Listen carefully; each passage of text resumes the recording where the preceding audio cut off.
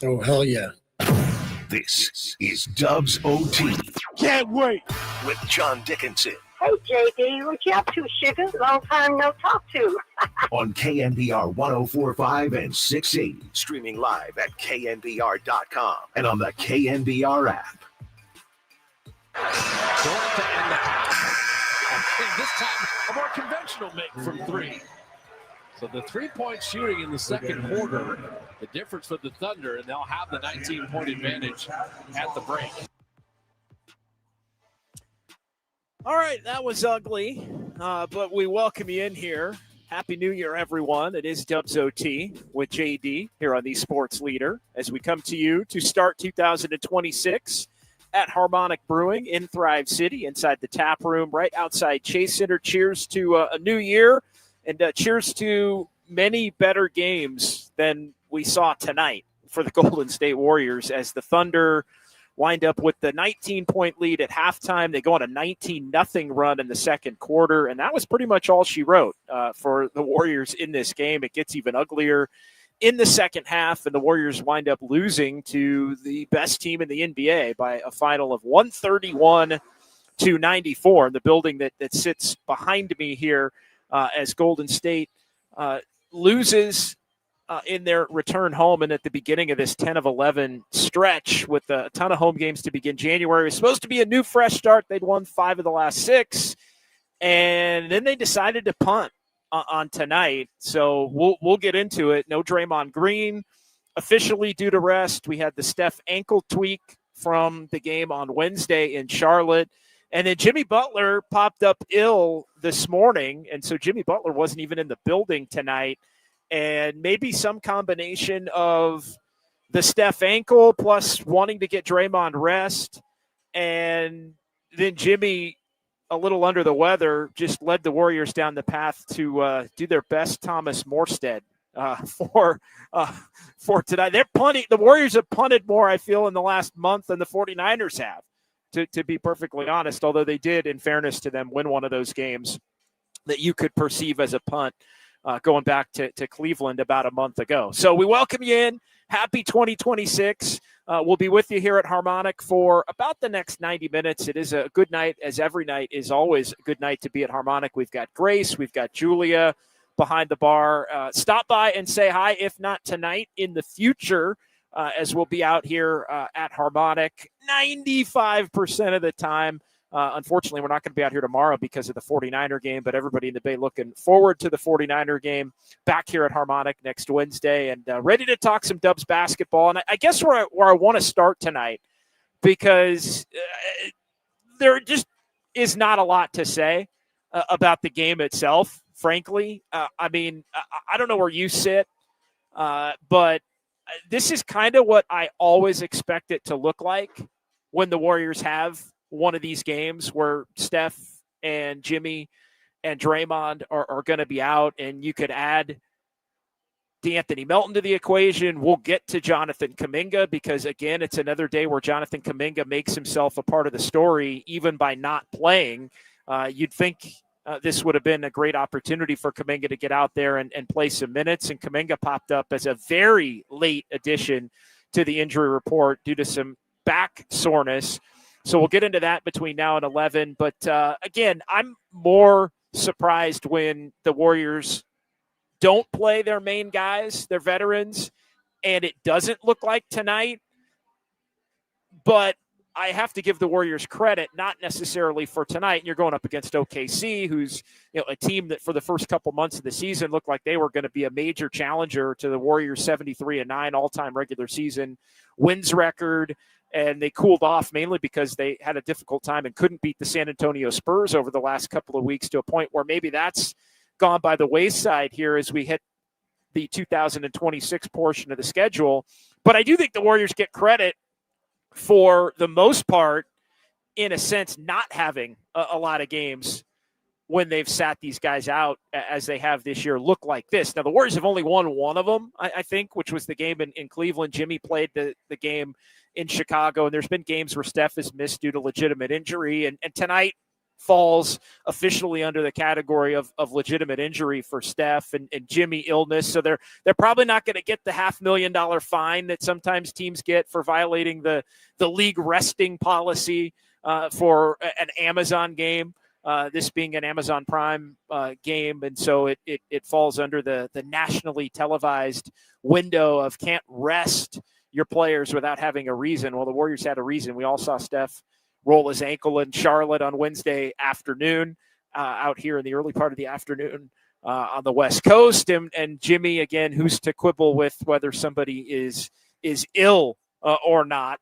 But alas, the Warriors and Draymond's not on the list of stars that are eligible anymore, because I think it's been so long since he's been an all-star. So he actually doesn't even fit the criteria to be somebody that the league can even get mad at the Warriors for sitting out at this particular point in his career. But yeah, tonight, just ugly from start to finish. Warriors down 34-23 after one. Will Richard had almost a single-handed run in the early part of the second quarter, but then the 19-0 run for the Thunder to push the lead up to 22, and again 19 at halftime, and then the Warriors basically just non-competitive. 31-21 Thunder in the third, and they go on to cruise to the victory from that point.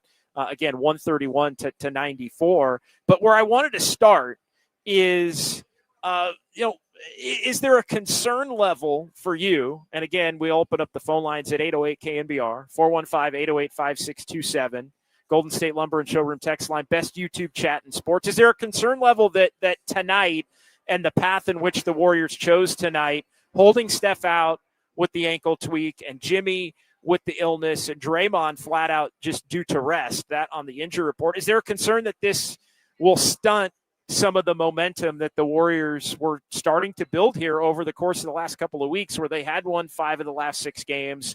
They were very close to making it a 6 out of 6 and really starting to attempt to separate themselves from 500 a little bit. You lose tonight, which you may say, well, JD, this is a game the Warriors are probably going to lose anyway, right? They could play all out with everybody, play a great game, and the Thunder could still wind up escaping Chase Center with a close, hard-fought victory. And then what? You've left yourself spent for tomorrow night against Utah, and a very winnable game against a Jazz team that's not maybe as bad as you think, but and a little bit better than maybe they've been the last couple of years, at least at the end of the year.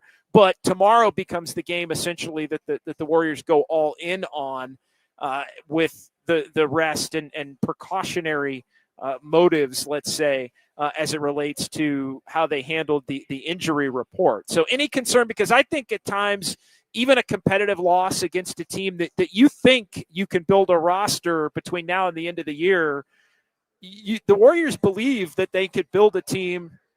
Well, at least most of the Warriors organization believes that they could build a team that can compete and contend, at least in a playoff series with this Thunder team, based on maybe making some moves at a trade deadline. So I think even a spirited loss in a game like tonight where everybody plays can be an extension of the momentum of the last 6 games and winning the 5 of 6. Now, we'll get to what Steve Kerr had to say about the fading dynasty and where the Warriors are at, and something that he said to our old buddy Tom Tolbert with respect to maybe it not being the right move for the Warriors to go all in. I got a major bone to pick with that particular conversation and just where the Warriors sit here as the trade window for Kaminga is going to open here in a couple of weeks, and the trade deadline now is a little under 5 weeks away on February the 5th. So 808 KNBR if you want to jump in and join the conversation on this one. We'll get to some Kyle's clicks here as well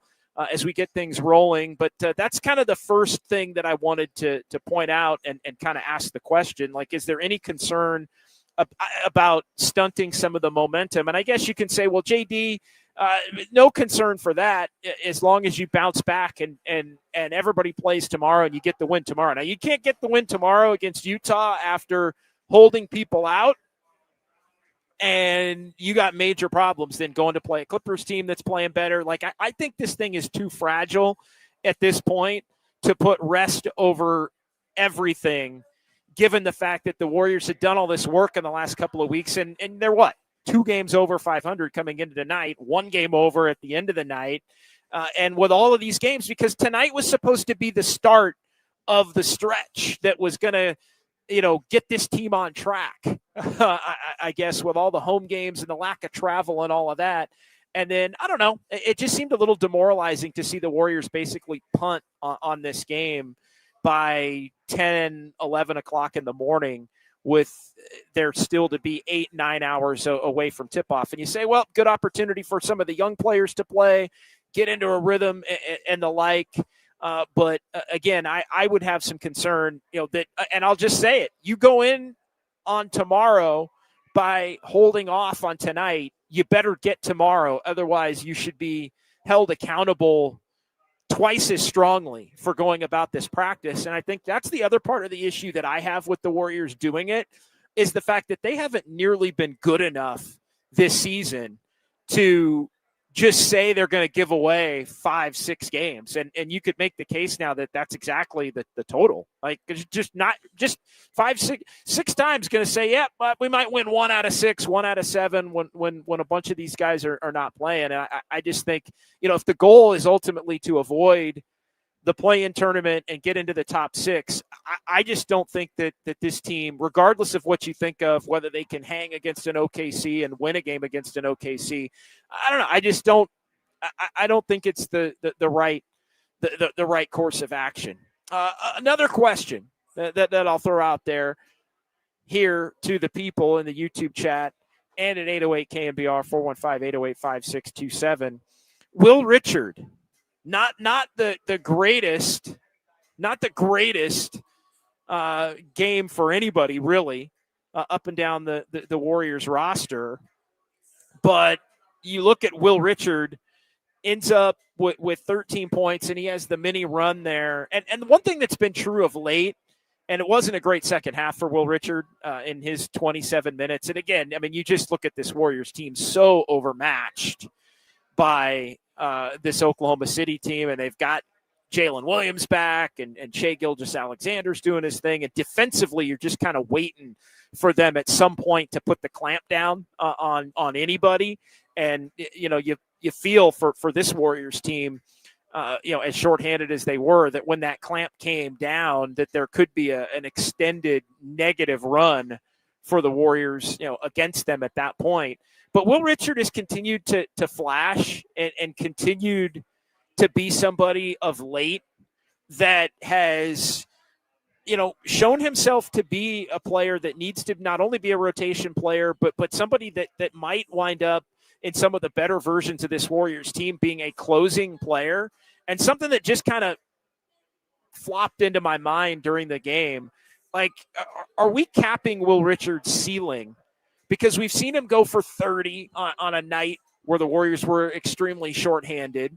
But are we capping Will Richard's ceiling a little bit in terms of just how good he can eventually be as a player, even as somebody that was a second-round pick? And it came into my head as Brandon Pajemski was struggling tonight, and Moses Moody continues to be up and down, and Jonathan Kaminga is a DNP due to illness, and we'll get to Kaminga coming up here in the next segment. But as he is somebody that's it's gotten so bad with Jonathan Kaminga that you could pretty fairly make the case that he just didn't want to play tonight, and they came up with a reason for him not to play tonight, even though on paper you would think this is an opportunity for him to stretch his wings and stretch his legs and show out a little bit, maybe for a team that might want to look to acquire him at the deadline. And he, seemingly, back soreness officially, wants no part of that action tonight. And I don't even blame him for that. I'm not saying that to crush Kaminga. Again, we'll get to that portion of things coming up in the next segment. But it sort of had me thinking, at what point is Will Richard going to become better than the Warriors' first-round picks of the last 5 years? And it really starts with James Wiseman. I mean, he's already, I think, been a more productive Warrior in not even half a season as a second-round pick than James Wiseman ever was. You've got the situation that everybody knows with Jonathan Kaminga now. It's looked of late and I don't want to disrespect Moses Moody, as if Richard is a much more, consistent and maybe consistent closer for the Warriors, compared to Moody, who still is up and down in terms of his consistency, and Brandon Pajemski, who I don't think at this stage Will Richard is a better player top to bottom than Pajemski or Moody, and he certainly isn't as talented as JK. I want to make sure I'm clear on that point. But at what point does Will Richard just become the best of that group? And it just kind of hit in the first half. Again, he wasn't as good in the second half. And it's a credit to Mike Dunleavy on the one hand, but then it's also one of those things that really puts a very bright neon colored highlight on, oh my goodness, have the Warriors missed on some of these draft picks and their ability to be able to compete and help this Warriors team on a night in, night out basis. Another thing on the list tonight, because there isn't a whole hell of a lot to say about the game. The NBA schedule truly is broken. And look, this is not a team specific thing. You guys know where I stand. This is not me caping for the Warriors or whining for them. I've said it. The Warriors believed that they had built a roster good enough to win games while resting. They haven't. But the issue with the schedule is still, from a watchability standpoint, the issue with the schedule, I think, is unfortunate because it makes games like tonight a lot less fun to put teams in a position where they feel that their best course of action is to punt, basically, and rest the vets. And the point that I have, it's not Warrior specific. It's more a gripe about just how there are so many different portions of the schedule that feel so tight. And then there's other parts of the schedule that feel way too loose. It feels like everything is crammed in at the beginning of the season, end of October, beginning of November, the first 3 weeks, everything crammed in. And then they get to the point where the NBA Cup starts, and it feels like they give breathing room for the NBA Cup more than they give to just allowing for a normal every other day pace and lightening of some of the back-to-backs and the like. And again, it only hurts the overall watchability of the league. And then because of the NBA Cup, they create all this space and they give all this odd time off to where if you're not one of the four teams basically in the final four of the NBA Cup, you've got 4 or 5 days off. You're playing 2 games. You get 3-4 more days off. And then you start playing a couple of games. And then there's also the network component to this. And there used to be exclusivity, like with TNT. TNT used to say, hey, we got 2 games on Tuesday or 2 games on Thursday, and that's it. And so you'd have 13 to 14, 15 games on the Wednesdays and Fridays, and that would create certain issues with the schedule. You'd have everybody playing on one night. You'd have nobody playing on a different night. The exclusivity as it relates to the networks is gone in that form. But there are certain rules in terms of games that can and can't be back-to-backs based on which network has a game. And then that creates, these teams have to be in these cities playing against each other for this network on this night. And now you got to cram in the rest of the games around that. And you can't have a back-to-back in a game that's a national game for some of these games. And so it creates all these rules that creates things to be far too crammed around the networks. And then it feels like around the All-Star break, way too long.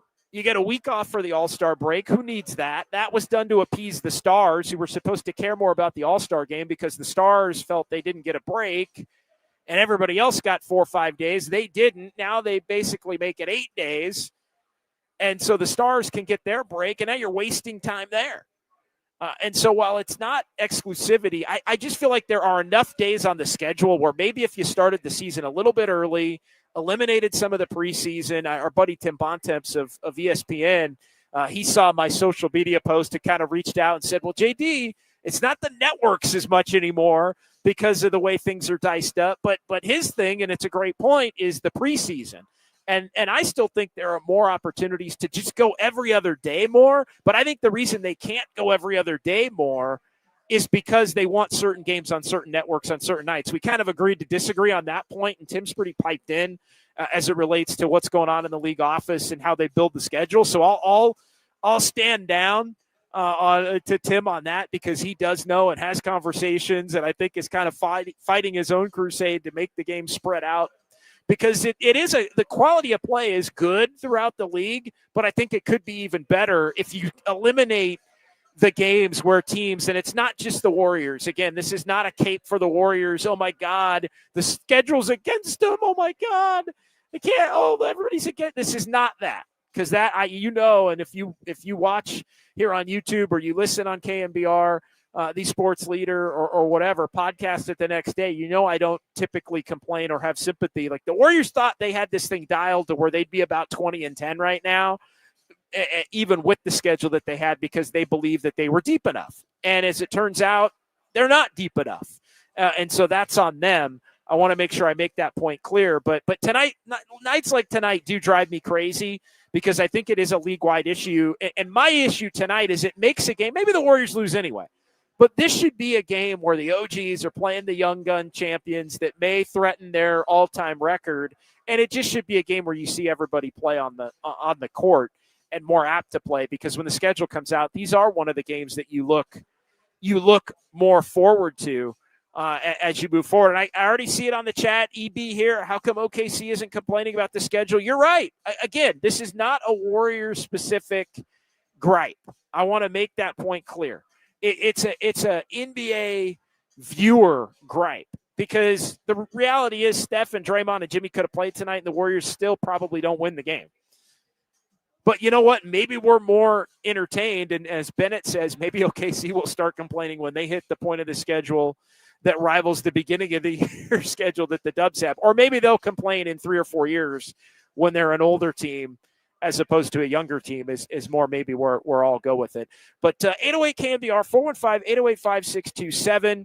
A couple of early thoughts here. We're going to get to Kaminga. We're going to get to Kerr on the fading Dynasty and whether they should make some moves at the deadline coming up here in the 10 o'clock hour. But let's get some early Kyle's clicks here to start in on Dubs OT with JD here on the Sports Leader. Andres Garcia, the OGs had plenty of rest.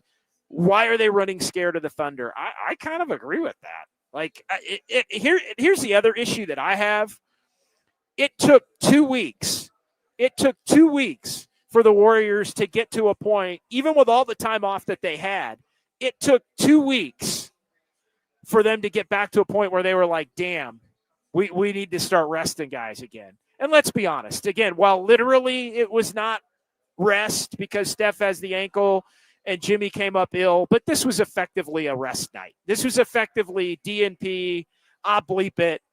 Probably not going to win the game. This is what teams used to do against the Warriors, frankly. I mean, you remember, you got to go back almost a decade now, but this is what the 15-16 team, and then the years where KD was around in 17, 18, 19, the teams would do this against the Warriors. They'd be playing in Sacramento the next night or in another night, and they'd say, yeah, you know what? We're not going to win the Warrior game. Let's hold these guys out and try to win the game in Sacramento. Like, teams used to do that against the Warriors back in the day. The Warriors doing it now against Oklahoma City. Good comment here to get us rolling. Let's do about 3-4 more. We'll get to our first time out, and we'll come back here on Dubs OT. Andis Brown, the best solution is really to cut the schedule down to 70, 72 games. It will never happen because of the money. It will never happen, Andis, because of the money. But I do think if you take out, and this was what Tim Bontemps of ESPN's point was to me, as we were kind of having a little back and forth during the game, because there wasn't a whole heck of a lot to watch during the game, especially in the second half. But you're not going to cut it down. But if you cut out the 3 weeks, hey, thanks for stopping by. Appreciate it. Have a good night. Thank you so much. Always appreciate those who stop by and say hi. You damn right I'll cut into my point for the good folks out here at Harmonic in Thrive City here for Dubs OT. But no, we're going through the back and forth, and Tim says, hey, cut the preseason basically to 2 games. You've got a 3-week ramp up. That cuts out, that cuts it to where you could probably play like 4 to 5 more games in that portion. And only play 2 preseason games, and then if you stretch, maybe add a game around the All-Star break, maybe you add a game or 2 around where they do the NBA Cup, you have an opportunity to basically cut down on half of the back-to-backs that you have now just by doing that. So I think that's an opportunity to move forward and change things without it being less than 82, because I don't think it's ever going to be less than 82. And this, as much as you're probably right, and that would be the Steve Kerr plan, to get it down to 70 or 72 points or 72 games on the schedule. Let's do a couple more here. 808 KNBR JD. Will Richard is better than both, but it's more damning on the others. Will Rich is like OKC's Youngblood. Youngblood on the Warriors would be a starter. Yeah, no, it's a tough deal. No question. And yeah, Youngblood for OKC ended up with 9 tonight, and 3 of 7, all 3-point shots in 8 minutes. And yeah, the Thunder have a bunch of dudes that I mean, they got a bunch of dudes that throw out there, and they're all the same. Point of attack defenders, wing length, 3 and D, and just a bunch of those guys. And the Warriors, if there is a flaw in this roster, one of the many is they don't have enough of those guys to be sure. But it also kind of makes you wonder, what would a Jonathan Kaminga or a Moses Moody look like on OKC if they were playing in that system with the way they play and collectively have the emphasis on great defense and how they play collectively with SGA, some younger stars, and Jalen and Chet. And then basically the rest of it is all you have to do is 3 and D or keep the ball moving. And that's how you get on the court. All right, one more here before we take our first time out. On the break, Keontae George is freaking awesome. Don't get me wrong. But, man, ducking OKC to get Utah is wild. It's definitely different than what we're used to out here in the Bay. And the only thing I'll say is, again, be careful what you wish for in trying to gear up for Utah, because I'll give you the benefit of the doubt tonight. But if you don't get tomorrow and get right back to your winning ways off of the 5 and 6, I do think this Warriors team at that point deserves some criticism for really just stopping their own built-up momentum when they've talked for so much about the desire to find that momentum and then specifically have that momentum carry over into the beginning of this long homestand. How long have we heard about this homestand? How long have we heard January, 10 and 11, don't have to leave California, 11 home games in the month? I feel like we've heard about it for 2 months. And what do the Warriors do? They punt on the first game of that stretch after they've won 5 of the last 6. I don't know. It kind of rubbed me wrong. Again, Steph's got an ankle. Draymond, they just admit it because they don't have to say otherwise. And then Jimmy Butler wound up sick. So I want to make sure I'm giving the official designations here. But again, if you just rested all 3, you'd have a $500,000 fine coming to Joe Lacob, I think, for doing it during an Amazon Prime game that was supposed to be one of the highlight games on the NBA schedule with the Young Guns against the OGs to begin the season when it came out back in August. All right, let's take a timeout. 808 KNBR, 415-808-5627. As we roll on here on this Friday night, we'll get to more Kyle's clicks, and we also have to get into what the heck is going on with Jonathan Kaminga tonight as he winds up being a DNP again for the 10th time in 11 games. Different reason officially, but the Kaminga saga, I think, reached a new low tonight. We'll get into that coming up next right here. Dubs OT with JD as the Warriors lose 131-94 to the Thunder, and we're talking about it right here on the Sports Leader.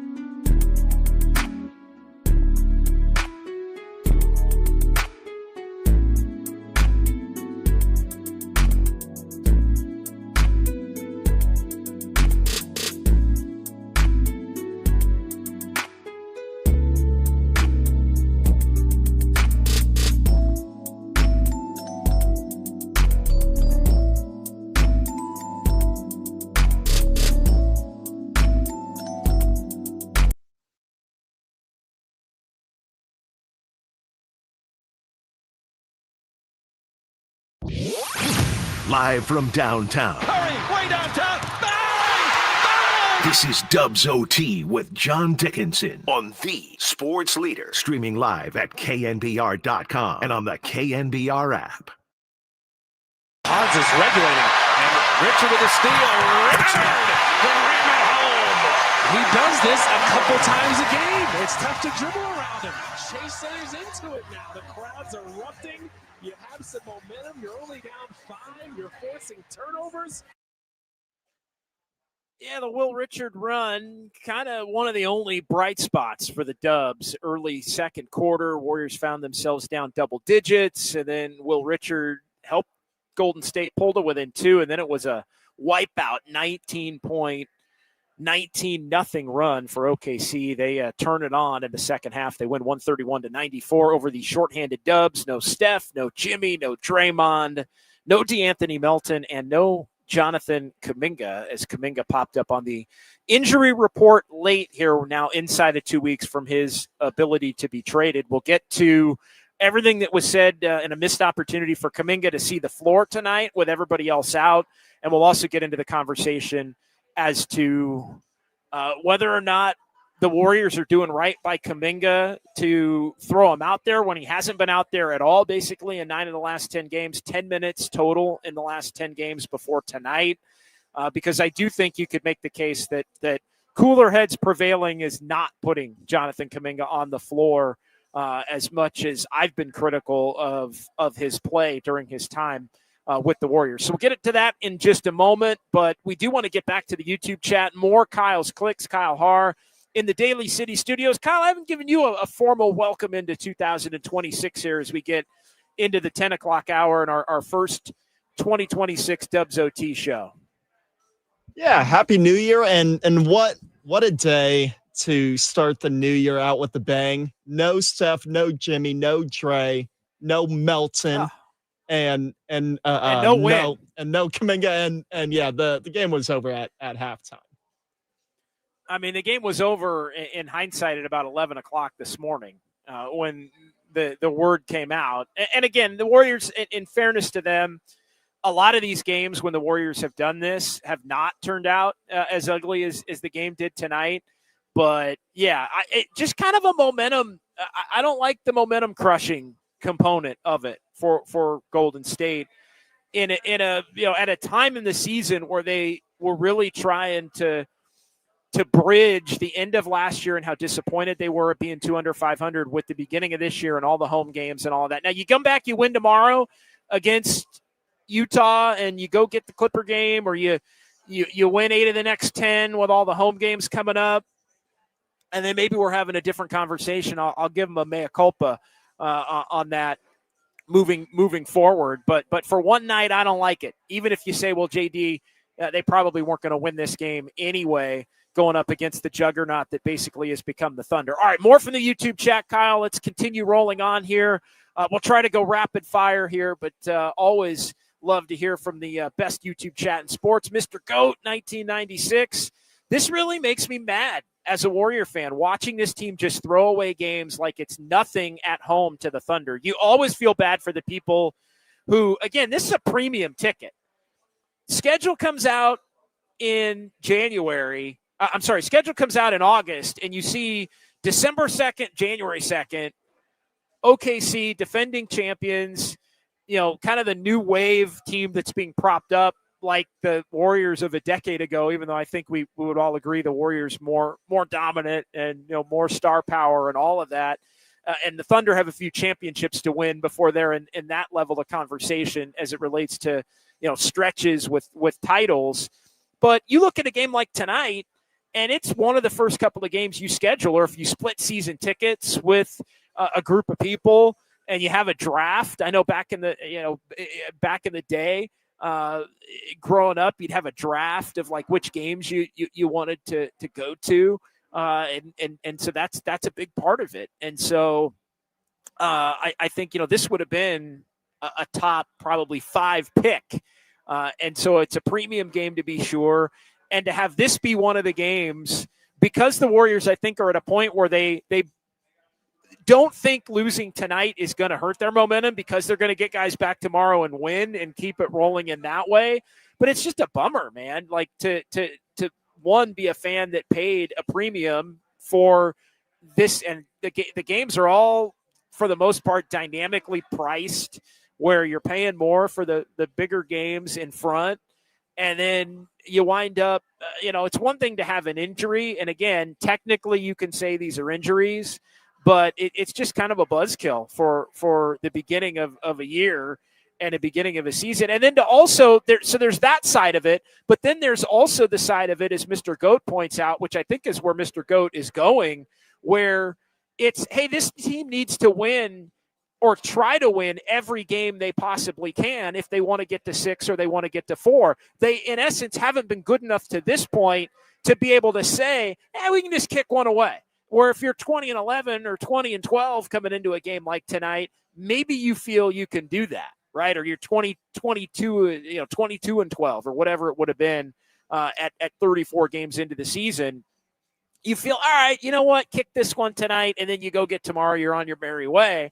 But this Warriors team to basically say, yeah, we're not going to win, between 5 and 8 times a year is just not, that's something where, maybe you would have picked off a couple of these games when it's all said and done that would have put it to a point where you might have made the top 6 as opposed to not making the top 6 and the like. And then the other thing of it is just the standard being the standard, and the standard of Steph and Jimmy and Draymond, but really Steph and Draymond and Steve Kerr and Joe Lacob, the standard of, wanting to be in the mix and competing with the best of the best at all times. Now, I get it.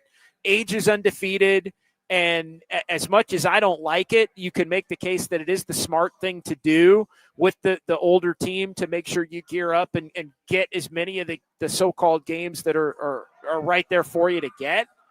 But I don't know. If you're a Warrior fan feeling some kind of way, I can completely understand it. So good one to get us going here, Mr. Goat, here in segment number 2. Rusty Nail, so much for these Dubs being the big game hunters. Yeah, no kidding. You wonder how much maybe a couple of the games that have preceded this matchup against OKC have played a role in it, although they were competitive without Steph a month ago tonight on December 2nd. After they got down big, but no such competitiveness in this one. But yeah, the Warriors do pride themselves on, hey, when they want a game against anybody, they can go get a game or at least hang in a game against anybody. And tonight, unfortunately, we never got a chance to see it. Moving on, Robert Brown, it was a lock they'd rest guys for one of these games, though. Was it? Should it be? I guess. This was 4-6. Tomorrow's 5-7. But, they made such a point of wanting the rest and needing the rest that they got around the NBA Cup. It's like, for how long does that benefit this team? And then we saw them not take advantage of the rest around the NBA Cup, right? They ended up with the 4-day break. They lose 2, a 3-day break. They lose the first one after that. They went 0-3 in the 3 games in 11 days span around the NBA Cup, and they had won 5 of 6 since then.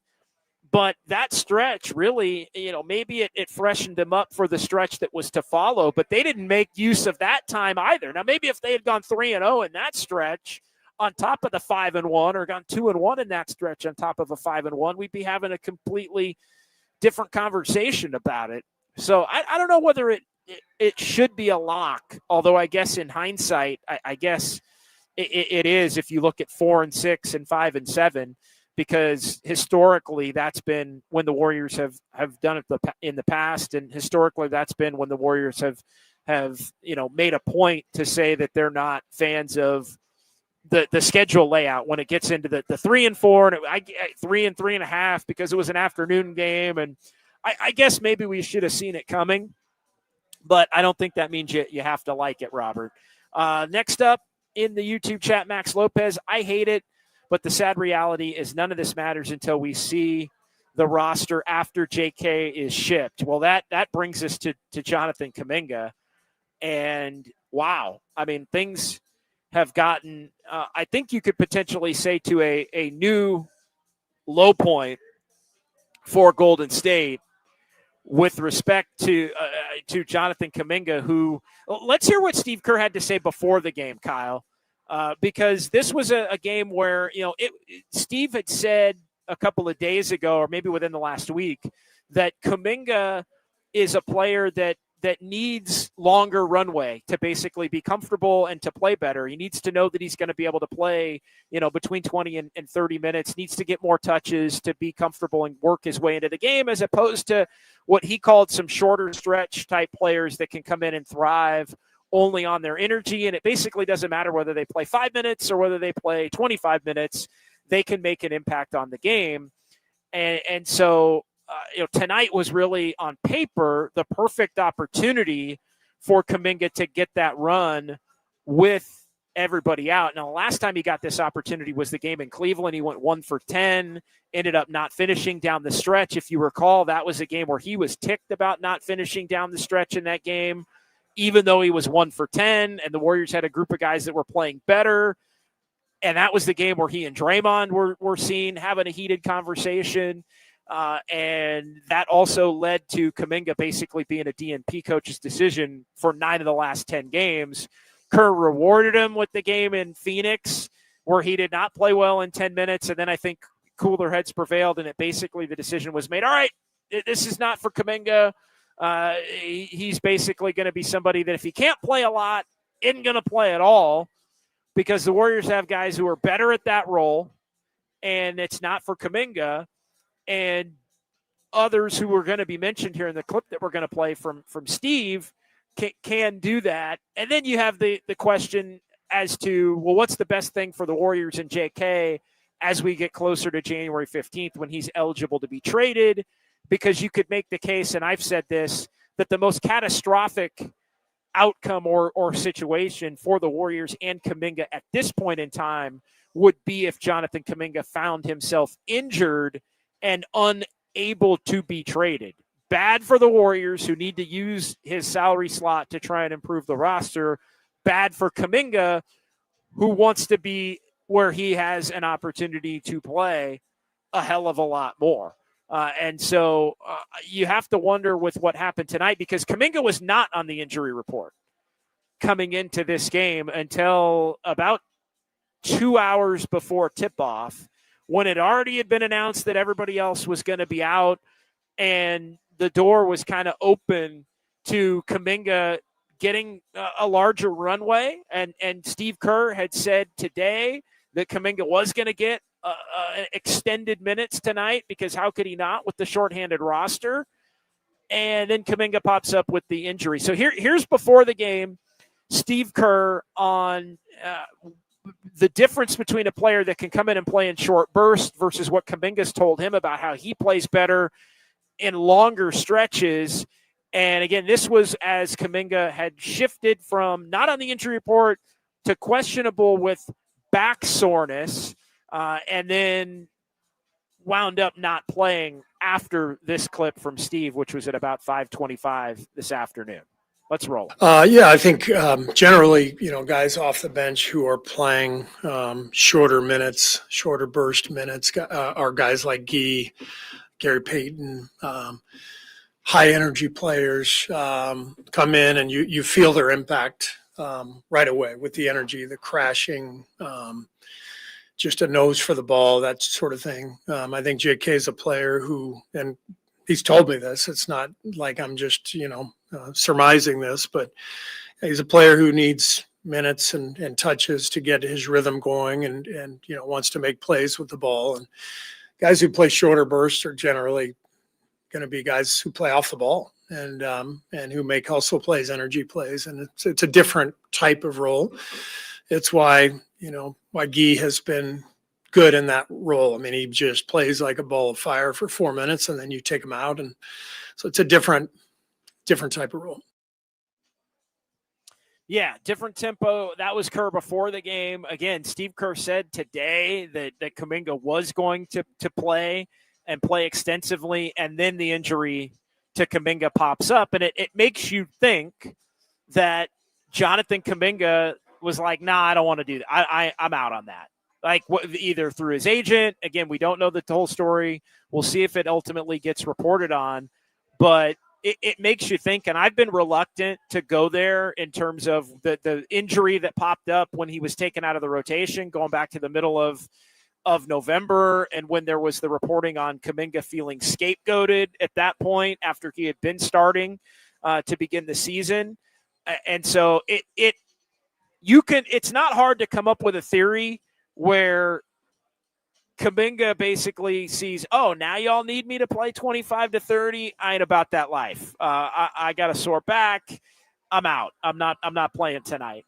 And so the other scenario potentially in play here is everybody kind of getting together in a professional manner and saying, hey, the best thing for everybody is to not put Kaminga out there because, one, he doesn't want to be out there. Two, he doesn't want to risk injury right now. Three, the worst case scenario is from Kaminga's standpoint, and I'll even get in Aaron Turner's head a little bit here.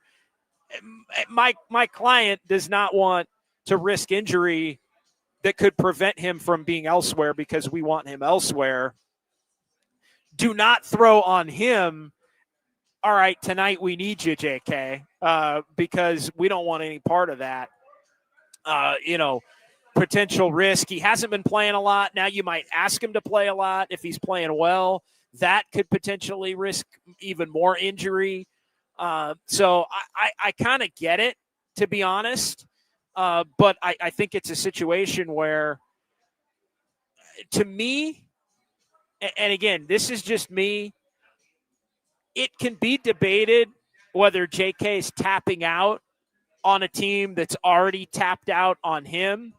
Fair or unfair, it's probably best if he doesn't play until he's traded. I think that's just the reality. Because, again, an injury where he's unable to be moved would be catastrophic for everyone. So I'm just not going to be the one that's going to crush Kaminga. As bad a look as it is for him to be like, nah, I'm out, if that's what ultimately happened, then given the circumstances, I think I'm willing to give him a pass on this because, again, if he winds up with some kind of legitimate injury and then because of that he can't be moved, the Warriors can't improve their roster and JK can't get the fresh start that he, frankly, at this point deserves. He needs to go somewhere, non-winning situation where he can stretch his legs and play and get the touches that he covets and winning be damned and all of that. So again, I'm not going to crush Jonathan Kaminga necessarily for that at this particular juncture. All right, 808 KMDR 415-808-5627. Kyle's busy working the phones right now, but let's get Duck Sauce in San Jose up next here. We'll get more clicks. We'll get more from Steve Kerr on the fading Dynasty comments to our old buddy Tom Tolbert on his podcast coming up here in the final half hour of the show. But Duck Sauce, what's on your mind tonight, my man? A lot on the board on a night where it unfortunately really isn't about the game with the Thunder coming in and just kind of mollywopping the Warriors. Yeah, what's up, JD? What's up, Duck Sauce? Happy New Year. How you doing, brother? Happy New Year Happy to New you. Yes, sir. Yeah, I mean, I agree on tonight's game, not much to talk about. I more wanted to say a little bit about the state of the league. I don't really give a dang about back-to-backs, man. Like, this was not an issue, 10 years ago or whatever. To me, it's a culture that the league has made, and they did it to themselves. All these guys are protecting their own brand, their asset as how they sell themselves, marketable, whether they get hurt, worried about themselves getting hurt. So to me, I mean, these guys are spoiled, man. I mean, it is what it is. I hate to sound like an old head, but that's how I see it. I think, the other thing is too, JD, aside from the whole, sitting out games, which is a league-wide problem, are we going to sit here and pretend that we don't see at least 4 or 5 plays a game that we all know damn well are a travel, but the league decides to turn a blind eye to it because they want to cater to the casual fan? When you start catering to the casual fan, you stop worrying about the nuances of the game, of the true people that love the game. This is what you get, man. You get a watered down, crappy product. And that's what the NBA product is to me right now. It's a joke. It's an absolute joke. But anyway, that's all I got on that, JD. I did want to go back to, because I don't have nothing to say about tonight's game, but if I could go back to the Toronto game, JD, I know we're a couple of games removed, but like, no, hey man, because of the Niner game, we weren't on, so have at it. You can have at it, brother. Yeah. Right on. So, you know, watching the Raptors be able to blitz us like that for like 6-7 plays in a row, where none of us could, you know, we had nobody on the team that felt comfortable enough to handle the ball. It just goes to show, man, we need to start drafting some guys that can dribble. I mean, simple as that. Like, we, you know, other than Steph, no one even seems like they're comfortable breaking a fast break, JD. Like, half the reason the league doesn't press in the first place is because most teams have guys that are good enough to break a press on their own. And the fact that we couldn't even do it made us look like a JV team, a JV high school team, which was, I mean, it was embarrassing, man. You know what I mean? It was high school. It was high schoolish for sure. We've all been there, right? Where you get that team that's just overwhelmed by the other team with the athletes, and they're getting a bunch of steals and they're going back for layups the other way. It's a fact, and you're right. You either hit the pass over the top when the trap comes and you play 4-on-3 and you get a dunk, or you dribble through it. I mean, basically, and you're right. I mean, most of the league has at least probably 3 to 5 players on their roster that are very comfortable with any kind of press. Oh, you're going to do that? I'm going to split 2, and we're going to play 5-on-3 at that point, going the other way, and somebody's going to get a dunk. And you're spot on with. I mean, the Raptors, Duck Sauce, looked like the mid-'90s Bulls when they used to unleash the Dobermans in the playoffs and go to that full court press and flip games. And the Raptors are not the mid-'90s Bulls, Duck Sauce. That I can tell you for sure. It was embarrassing, man. It was embarrassing, you know, that we don't have enough guys that feel that comfortable to handle the ball.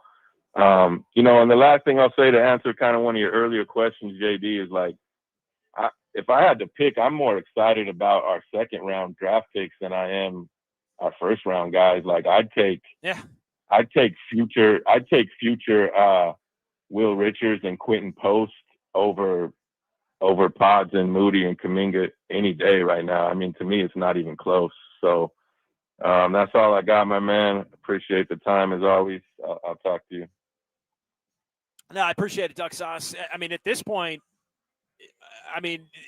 Post and TJD and Will Richard have been more consistently useful during this stretch where the Warriors have played better. Now, there have been other stretches where Moody and Podziemski have been, and Podziemski's been pretty good in this. And, you know, tonight was not his best game, but he's been pretty good for the most part over this last couple of weeks stretch. But it's interesting because you look at so often the guys who don't have the projected upside, like a Quentin Post or a Will Richard, wind up being the guys that end up having a higher ceiling than anybody anticipates. I mean, it kind of hit me tonight, like that Will Richard could wind up very easily being better than all of the Warriors' first round picks by like the end of next year.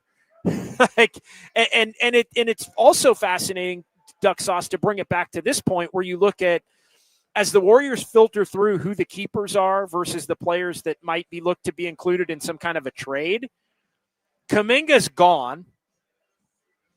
Podziemski may need to be added to a deal to bring it to a level where there's enough value to move Kaminga.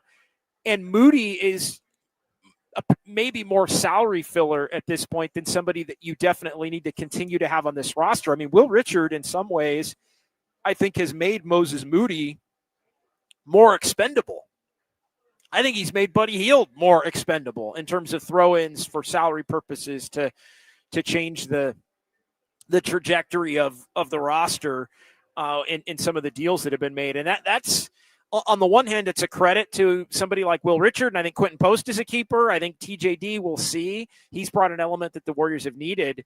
But to see and say that the second round guys are maybe more of the keepers and the first round guys need to be more of the guys that go is kind of telling in its own right. All right, 808 KNBR. Let's continue on the phone lines with Brian in Petaluma next here on Dubs OT. Hey, Brian.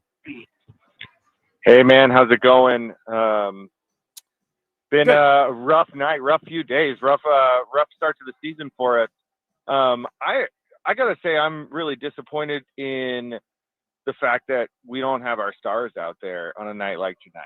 That, you know, it's Friday night, big game against OKC, and the top 3 players on our team are all sitting on the bench. And instead of, you know, suiting up and stepping up, they're copping out. And and I don't know whether it's them, whether it's coaching staff, who is it, but it's a sad day when that's the case. And I totally agree. You know, you're not going to blame JK or the Warriors for, you know, putting that guy in bubble wrap and waiting until after the trade deadline. But I just think it sends a totally wrong signal to the team and to the league that we got our best 3 players and they're all sitting on the bench in the biggest game of the season. And I think it's a game Moses like is ready to go. Yeah, no, go ahead, Brian. I'll let you finish that thought. I mean, I think Moses is, you know, he's too slow. I think Will Richard has already made him obsolete in a lot of ways. I think when you got young talent, I mean, Steph Curry didn't come into the league. Steph Curry, he was, you know, he had first few years he had an ankle made of glass, but he stepped up. The Warriors invested in him. You know, we moved Monte. We brought in, you know, players, and you know, we built that dynasty. But like when you bring in first round picks, you got to invest in them. You got to build around them and stuff. And that's just been, you know, Steve Kerr's really struggled with player development. You know, that's just never been his strong suit. Thanks for the call. No, I appreciate it. I'm with you on the veteran guy. It's a game that you circle on the schedule. Like when the schedule comes out, even if you're not going to win it, it's just a game where you want to see Steph and Jimmy and Draymond go up against these guys. And if OKC beats them, OKC beats them. OKC's a better team at this point, but we're not that far removed from the Warriors believing, I think, even during the year last year, that they still had the ability to compete and contend in a series, at least make it a lengthy series against a team like the Thunder. They are worlds apart from where the Thunder are at this particular point in time, which sets up the next part of the conversation that we can get to. And it was the comments made by Steve Kerr this week on our old buddy Tom Tolbert's podcast and stream about the fading dynasty and just how much the Warriors should look to potentially go in and what other teams have done in going in that have led them down a path that he may not want to see the Warriors specifically get to. So we'll hear from Steve Kerr on that front. We'll hear from Draymond Green, who addressed what Steve had to say on his own podcast. And then we're going to hear from Steve Kerr from tonight as our buddy Austin Scott from the KNBR digital team asked Steve about what he said, because a lot of people are just furious at the notion that basically it can be construed that Steve doesn't think they're good enough. And if you don't think you're good enough, then what the hell are we doing for any of this, for this season, the next 2 years? And you got Joe Lacob recently kind of coming out and saying, hey, they're working on everything and trying to get better and trying to become a contender. Are there differences in opinion as to what this Warriors team ceiling can be this year and next? We'll get to that coming up next. As we roll toward 11, it's Dubs OT with JD here on the Sports Leader.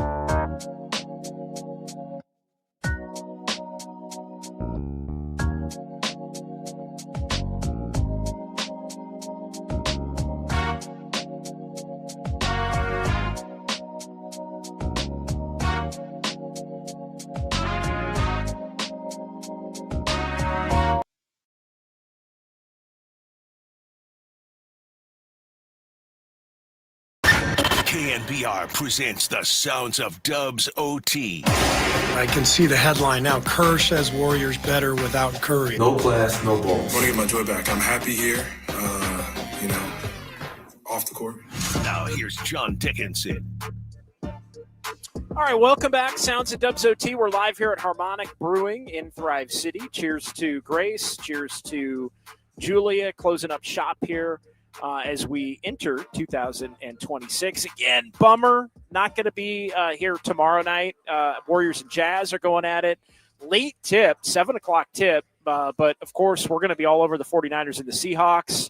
The brawl for it all here on the Sports Leader tomorrow down at Levi's between the 49ers and Seattle. We're going to be back on Monday night after the Warriors take on the Clippers down in Inglewood, and that'll be from the home studio and from the Daly City studio, of course, with our buddy Kyle Hart. But we are going to have a Just Dubs tomorrow, so we will extend and expand the conversation off of all the things we're talking about tonight. We'll get into the latest trade rumors, as we often do, before everybody heads to Levi's, and then Kyler, we're going to get to some texts.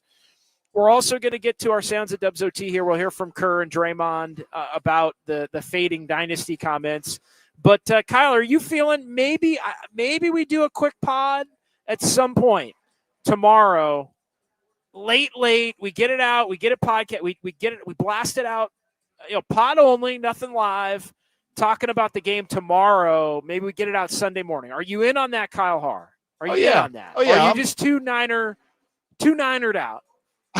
No, at that point, I am down. Although I might be in a bad mood if the Niners lose. I will say that. Yeah. But like we'll say rough estimate post game ends at like 10:30. Honestly, post game might end like at 11:30 midnight if they do win. So we'll kind of have to see. But count me in for now. Yes. Yeah, so we probably won't go live, but we might do a podcast tomorrow and roll that way, because we won't be live on YouTube or on KBR tomorrow night. But again, back tomorrow in the morning and back on Dubs OT on Monday night. All right, I want to get to a couple of these texts real quick. 916 chiming in. Always appreciate the fine folks in the Sacramento area. JD, just reading the room. My sense is Kerr has reached the end of the line. Just doesn't seem to have the fire. He's one of the best ever. Is there a scenario Curry stays and Kerr leaves? I don't think Steve Kerr's lost the fire. I do agree that he is one of the best ever. Is there a scenario where Curry stays and Kerr leaves? I think the answer to that question is yes. And I think the fact that Steve Kerr is unsigned beyond this year says that is a plausible and potential outcome. And I don't know all the inner workings of what's going on behind the scenes. And it kind of relates to what we're going to get to in this segment to wrap up the show in the final 15 minutes or so. If there are different visions for what this Warriors team can be at the ceiling level, from Joe Lacob to Steve Kerr with the players that they have on this roster, if Steve, frankly, is sick of dealing with all the Joe Lacob meddling that Bob Myers got sick of dealing with and ultimately was a big part of the reason why he left when he did and handed the keys off to Mike Dunleavy. I think if Steve believes that there is a ceiling that is unrealistically attainable for this team, I don't think he'll hesitate at the end of this year to step away and say, that's enough for me, I'm out. I really don't. And so it's not going to be because the Warriors decide to move on. It's going to be because Steve Kerr decides that it's time for him to move on.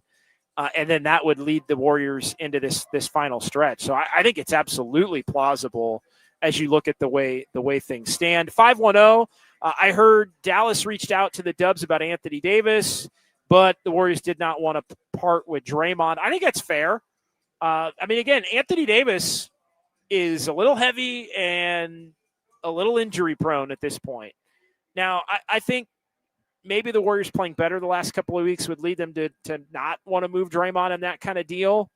But Draymond or Jimmy would have to go if you're going to get Anthony Davis. And if you're going to get Anthony Davis, you're committed to building around Steph, Anthony Davis, and Jimmy Butler at that point. So you better be sure that that's going to be something that can work.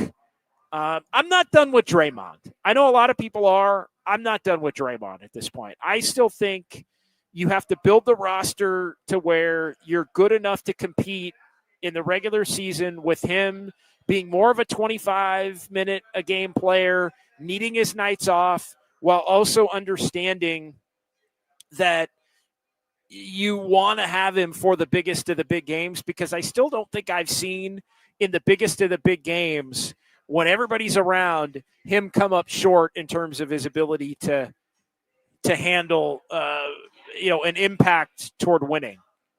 408 says maybe the Warriors should tank for 12 years like OKC. You know what? It wasn't 12 years. You go back and do the math on it. It was about 3. And they were the 10 seed in 23. They were a playoff team in 2020 in the bubble. Playoff team for the Warriors. For the Thunder in 2020, and then they tanked basically in 21, 22. It was really only about 3 years. They were and then they went from tank, it went playoff team bubble, tank, 10 seed in the play-in tournament. 1 seed got beat in the second round, 1 seed win the championship. Like that, so it was. They didn't take as much as you think. And then the 408, JD, let's keep it real here. The Warriors should be embarrassed giving up when they are a playing team. If you're a top 4 seed, it'd be one thing, but they're the furthest from it. I completely agree. That's where I stand on it. I understand it. I'm going to present both sides of it. I hate it. Like, to me, when you're barely a play-in team, you need to try to win every game you can, and if you break because of it, you break because of it. Like that, them's the breaks. All right, let's get to our sounds at Dubs OT, as put together by Kyle Haar in our Daly City studios, and a big shout out to our buddy Austin Scott. Let's hear from Steve. This is the clip that's kind of gone viral. Our old buddy Tom Tolbert on his own show and podcast and stream had Steve Kerr on, and here's what Steve Kerr said about the Warriors' ability to compete with not only the Thunder but the Spurs in the next few years. A lot of people. The key there is, like, where are we right now organizationally? And that's why I said what I said the other day. Like, we just want a chance. Last year we gave ourselves a chance. We know we are not where we were 5-6 years ago. But we did win a championship, 3 years ago. And that felt like kind of a post-glory years title. We weren't quite ourselves, but we were good enough to give ourselves a swing at the plate. Everything fell our direction. We went and got a ring. That was pretty cool. Last year was pretty cool. Now, Steph got hurt. Minnesota, we lose. But to go on that run, to beat Houston, to be in the Final 8 and give ourselves an opportunity, that's what we want this year. And there's no reason why we can't give ourselves that opportunity. I just don't want anybody to think like that we're all disillusioned and we're thinking like, hey, we should be competing for titles year in and year out with San Antonio and Oklahoma City the next few years. That's not realistic. All right, so Steve Kerr saying it, and a lot of people taking it to mean, well, then what the heck are you fighting for at this point? You've got Joe Lacob on the one hand saying, hey, they're trying to correct everything and be better to get to a point where they can contend. I'll admit, they want to give themselves a chance. They gave themselves a chance last year, but the goal is to give yourselves a chance this year. Like we can quibble about, are you a championship contender or not? And I'm even willing for the Warriors to say that they're coming up short in terms of OKC. But the reality is you want to give yourself a chance, meaning you want to be and do everything you can to be at least a second round playoff team that can maybe win a round. And then you're playing an OKC or a San Antonio in a second round or a conference finals. And maybe you come up short against those teams because those teams are better and at a different point in their trajectory upward.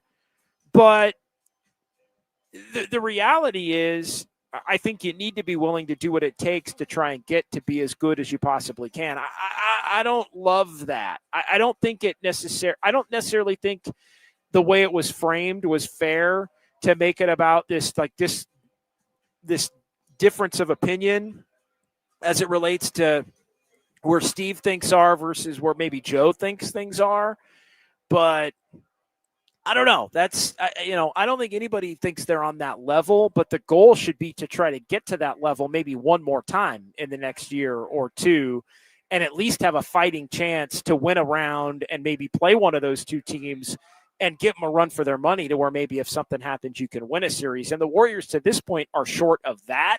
And if you're short of that, the debate then becomes, well, should you tear the whole thing down to the studs? Well, you don't want to tear the whole thing down to the studs because you still have Steph Curry playing at an extremely high level.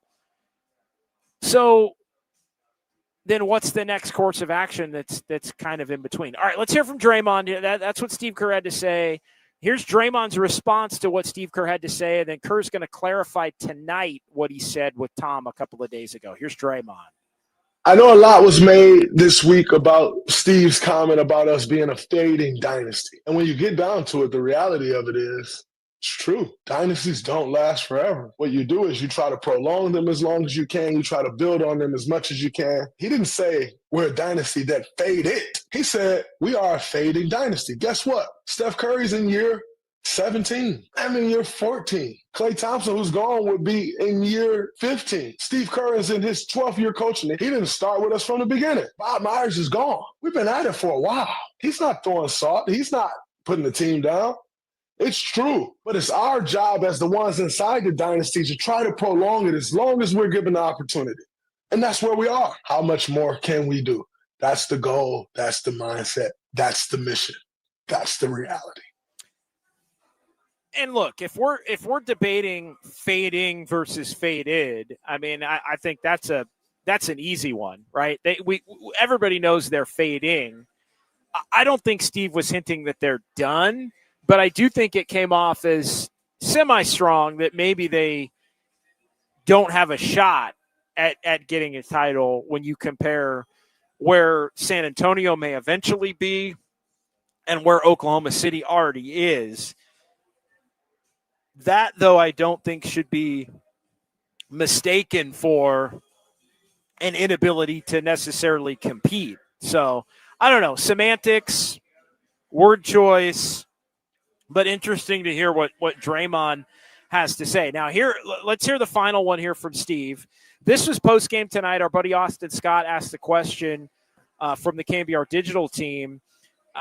Just to kind of, explain it, because it had gone viral the last couple of days with a lot of people enraged at the fact that, kind of it being framed that Steve is saying we're not good enough. And so you wouldn't want to give up a bunch of stuff to add to this team if this team can't get to a point where they can compete and contend. I vehemently disagree with that. You want to get to a point where you can compete and contend, or at least go down swinging with Steph versus what's beyond Steph, because you don't have a future championship core either. That was kind of at the root of it. Well, here's what Steve had to say tonight. Yeah, I mean, I think where we are as a franchise is we're still a good team. We're still competitive. We're trying to give ourselves a swing at the plate every year, and we did that last year. We went on a run late. Got to the playoffs, won a round, felt like we had a really good shot to win another round. And, Steph got injured. But the point of where we are with the age of our, best players is we can still be good, but we're obviously not in the same class as we were 5-6 years ago. We're not in the same class as the team we played tonight and several other teams in the league.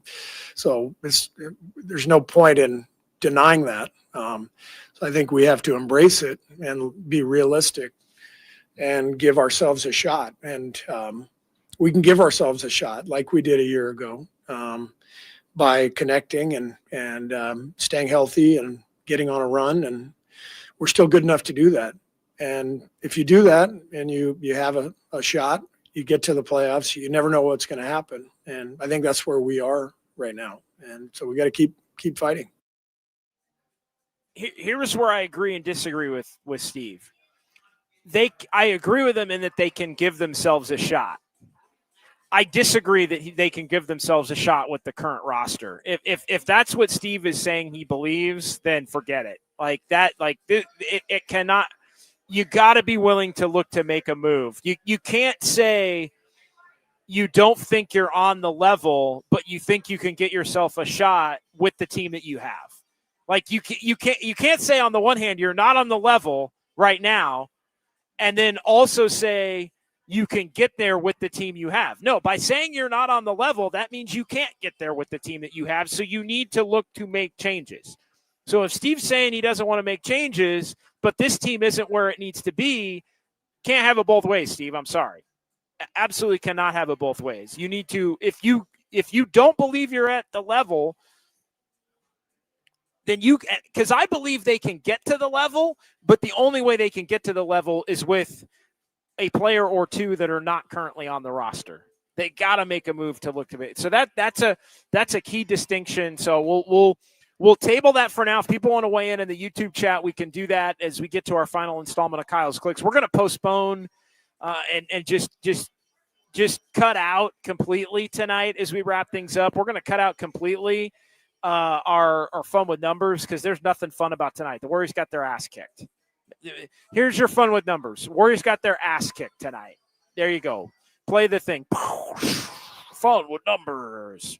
Nothing fun about tonight. 0-1 in 2026. There's your fun with numbers. All right, Kyle, let's wrap it up here with a few in the chat. We'll go about 3-4 minutes and we'll call it a night. Too much 89-36. If you listen to him talk, he seems tired. Lacob isn't going to fire him midseason after all he's done, but I do think Steve is definitely leaving after this season. If I had to bet today on January 2nd, I think Steve is not going to be the head coach of this team next year. And I am subject to change that opinion, but he sounds an awful lot like Bob Myers did toward the end of Bob Myers' tenure before Bob Myers walked away. And again, maybe we find out in a couple of weeks that Steve Kerr is getting extended or has already accepted an extension, or that the extension talks are very much open. But I feel like this is trending right now toward it being Steve Kerr's final year as the head coach of the Golden State Warriors. And we'll see what happens between now and the trade deadline that can maybe get this team on a run. Maybe JK being gone and others coming in can change the trajectory of that. But I think it very much sounds like a guy who knows he's not going to be around of his own volition between now and the end. All right, no cap. To me, it sounds like he's giving up and they don't want to move any assets. They just want to die out. It's nasty. I don't think that's what he's saying, but the perception that that's what he's saying is nasty, and I hate it, and it's disgusting. I agree with you, no cap. I agree with you 100%, no cap. Like, it's unacceptable.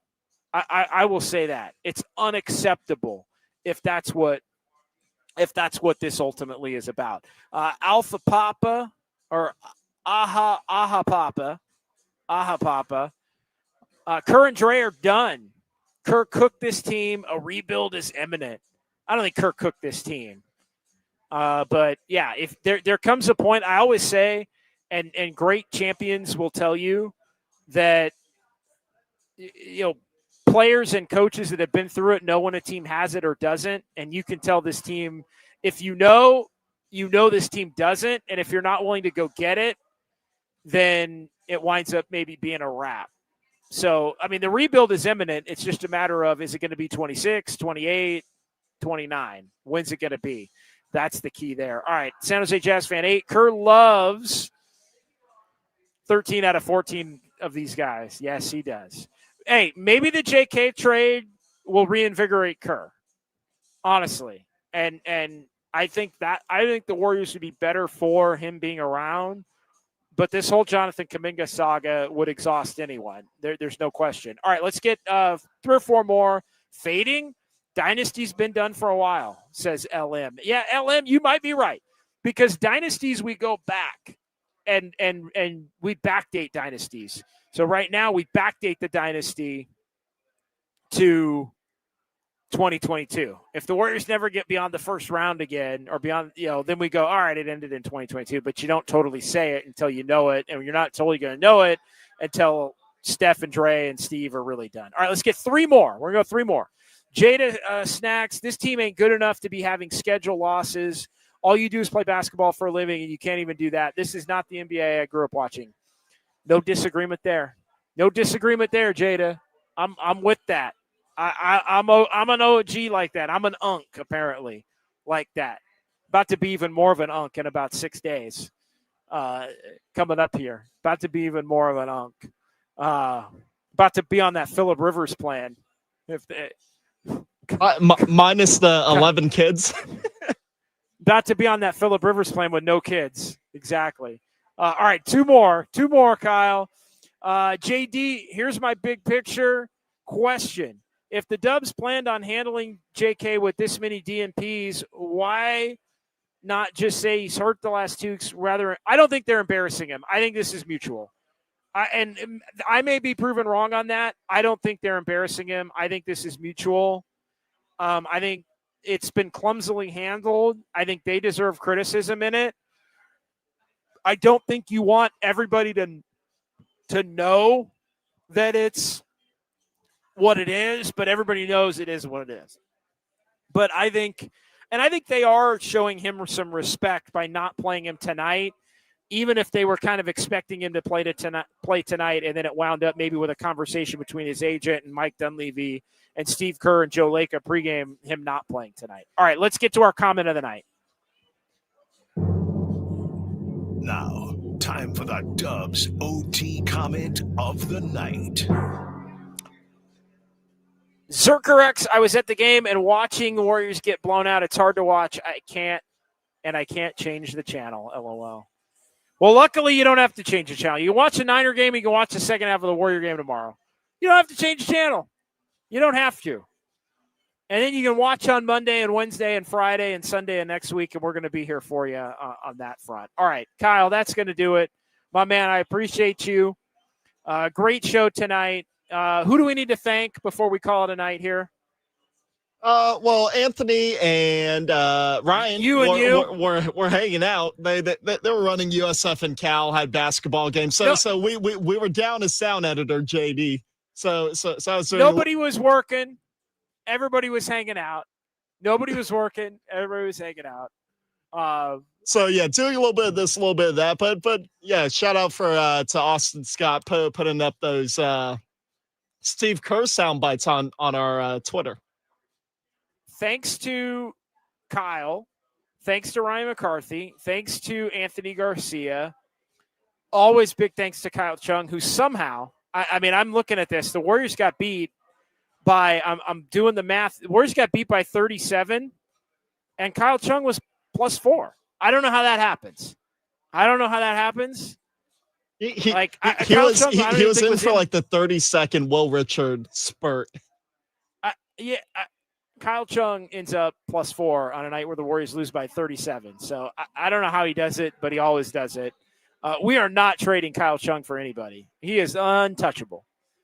In 2024, 25, 26, excellent effort from the one and only Kyle Chung. All right, that's going to do it. Join us tomorrow for Just Dubs. We'll be on 11 until noon tomorrow. We'll continue the conversation from tonight. We're not going to be on tomorrow. It crushes me that the NFL hates us, and they should have put the Niner game Sunday, but they didn't. So we're not going to be on tomorrow. But let's hope the Niners can get a win, and that'll basically be the end of the Dubs OT Warrior 49er conflicts for the season. If maybe one more, as long as the Niners can get the win tomorrow, but no more than one. I promise you, if the Niners can win tomorrow, I got a little intel on the schedule. So root for the Niners tomorrow if you love Dubs OT. For Kyle and everybody, we'll talk to you tomorrow. Warriors lose. We'll talk to you Monday as well, right here on the Sports Leader. John Dickinson. No, God! No, God, please, no! No! Big audio quality show. You are a sicko. And I appreciate you for it because I'm a sicko. I turn it over. I just know they kicked our ass tonight. Do some closeout drills, play some one-on-one. See who got what. I mean, we keeping the buck right now, we ass. So no class.